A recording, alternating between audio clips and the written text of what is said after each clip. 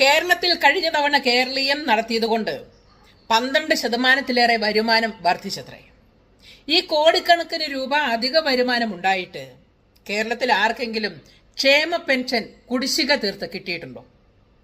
കേരളത്തില് സബ്സിഡി സാധനങ്ങൾ സുലഭമായി സപ്ലൈകോയിൽ കിട്ടാറുണ്ടോ? കരണ്ടിന്റെയും വെള്ളത്തിന്റെയും ഒക്കെ ബില്ലിങ്ങനെ കുതിച്ചുയരുമ്പോ ഒരിക്കലെങ്കിലും ഒരു കുറവ് വന്നിട്ടുണ്ടോ? ശമ്പള കുടിശ്ശിക തീർത്ത് ആളുകൾക്ക് കൊടുത്തിട്ടുണ്ടോ? അങ്ങനെ പലവിധ കാര്യങ്ങൾ ഇനിയും കിടക്കുമ്പോ ഈ അധിക വരുമാനം വന്ന കോടിക്കണക്കിന് തുക എവിടെ ചിലവാക്കിയെന്ന് കൂടി പറയണ്ടേ? ജനങ്ങൾക്ക് അതറിയാനുള്ള അവകാശമില്ലേ? ഇത്തവണ കേരളീയം നടത്തുമ്പോ ഈ ദൂർത്തിനെ കുറിച്ച് ആരും സംസാരിക്കാൻ പാടില്ല എന്നാണ് പറയുന്നത്. സംസാരിച്ചു പോവും. കാരണം ജനങ്ങൾ അത്രയും ദുരിതം അനുഭവിക്കുകയാണ്. നിങ്ങൾക്ക് കാണാൻ കഴിയില്ല.